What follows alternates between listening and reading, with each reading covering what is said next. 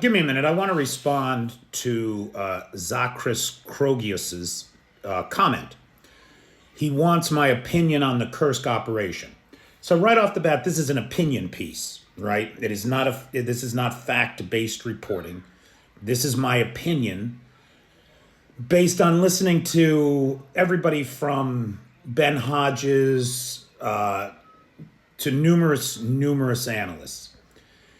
I think it is fair to say that the Kursk incursion was perhaps the single greatest operation of this war. The results speak for themselves. For 8 months, Ukrainian troops woke up, went to bed in control of Russian territory. That hurt Putin's reputation and power base in the Kremlin. There is simply no two ways about that. Then you've got the reality of what it did to Russian troop movements, right? The Russians had to pin 78,000 troops in Kursk to deal with this. They had to bring in North Koreans. The front was initially manned by a bunch of kids, a bunch of conscripts right out of high school. There was no protection at the border. Going into Kursk absolutely shattered the myth that the Russian state was invulnerable. It cost the Russians heavily in terms of equipment and men. It was a political win on every possible level that you could win.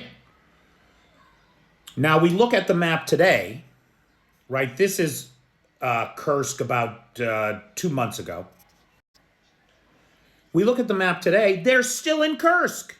It's a toehold, but they're still on Russian territory. And more importantly, they have expanded the area of control into neighboring Belgorod, and now there's a toehold in Belgorod as well.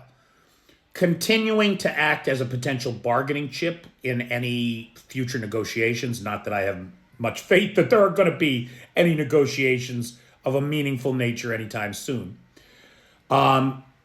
But they've got the bargaining chips, territory in Kursk, territory in Belgorod. A continual embarrassment to Putin.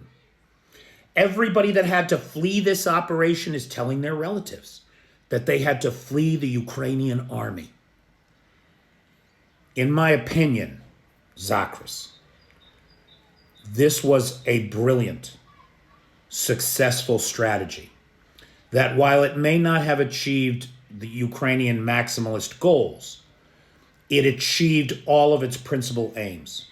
To shatter the myth that the Russian state is impregnable, to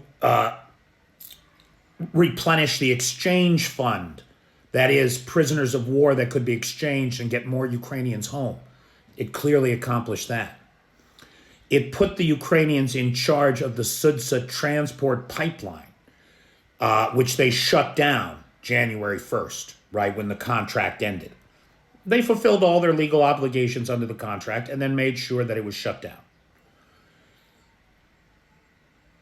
It's a triumph. It's a triumph that will be studied for years in military schools. And was it a turning point in the war? No, it doesn't appear that way.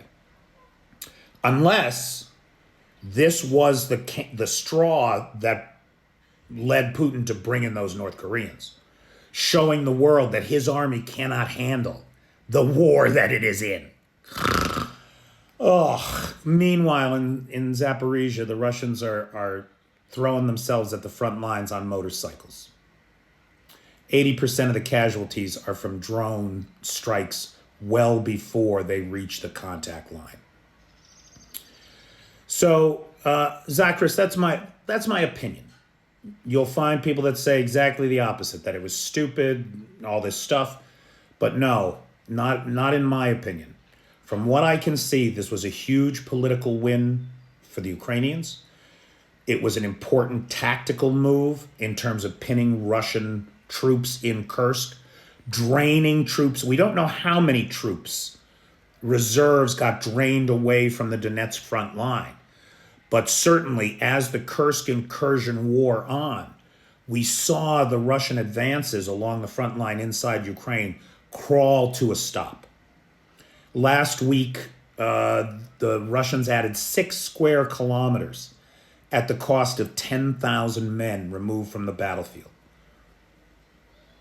The insanity, the scale and insanity of this war, brought to you by this genocidal lunatic in the Kremlin and now supported by a traitorous piece of shit in the White House, is a nightmare of incompetence, inefficiency, and waste of human lives and capital.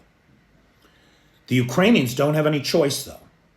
They have to pull these kinds of tricks out of their hat if they're going to survive.